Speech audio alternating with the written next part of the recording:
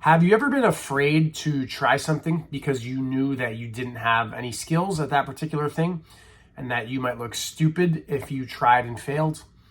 I know that I have, and I'd be willing to bet that you have too.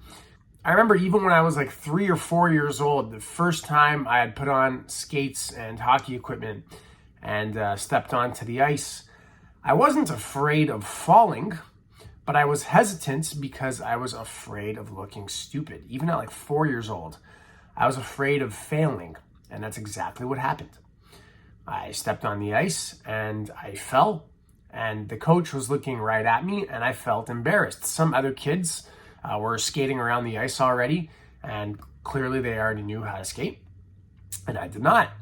So I felt embarrassed. I felt lesser than. I felt as though I had failed.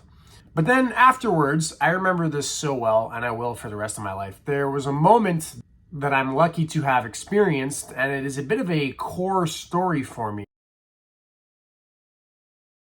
And it sort of shaped my attitude regarding trying new things moving forward. I remember the coach looked at me, and he got down to my level, like on the ice, where I had fallen. He said, "Just do what I do." And he put one knee on the ice and one foot on the ice in a half kneeling position. And then he grabbed his stick and he put it diagonally along his knee and also along the ice. And he used the stick as some leverage to help push himself back to his feet. And I listened to his instruction. I did as he did. And I actually just got right back up to my feet. And I was able to get in my first couple strides, or I don't even know if I should call them strides, maybe just steps on ice and full hockey equipment for the first time.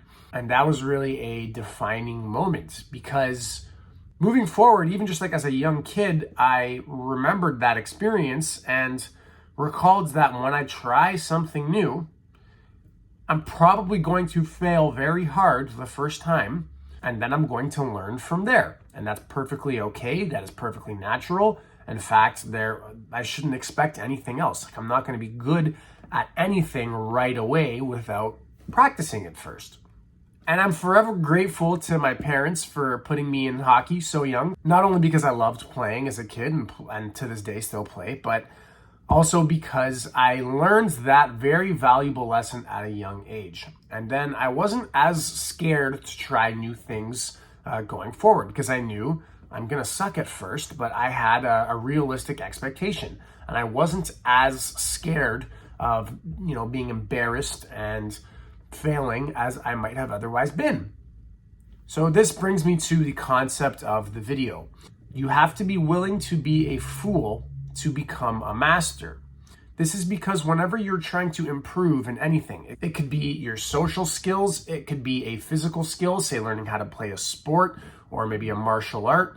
It could be trying to work on your intimacy in a relationship.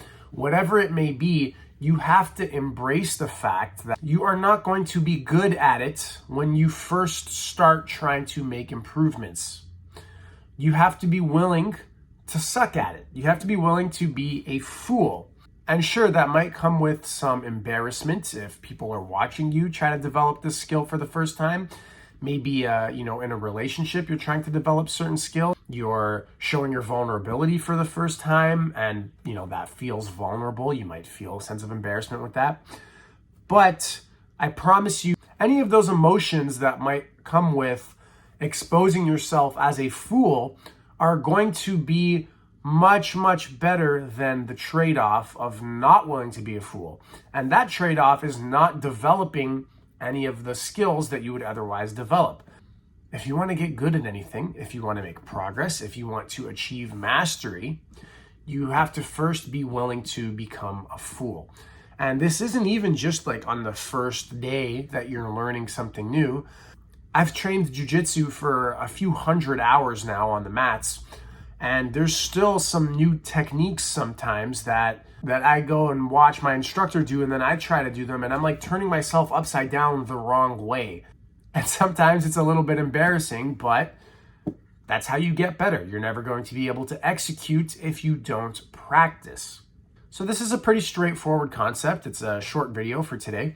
Be willing to embrace everything that comes with being a fool. Don't be afraid to look like a fool, because I promise you the trade-off, as I said before, of just not developing any of those skills at all is going to be much worse than some of the discomfort that comes with the embarrassment and exposing yourself as a fool. So that's it for today, guys. I hope you enjoyed the video. Let me know what you thought in the comments down below, and be sure to subscribe to my channel for more content like this. Thanks for watching. Take care. Have a good one.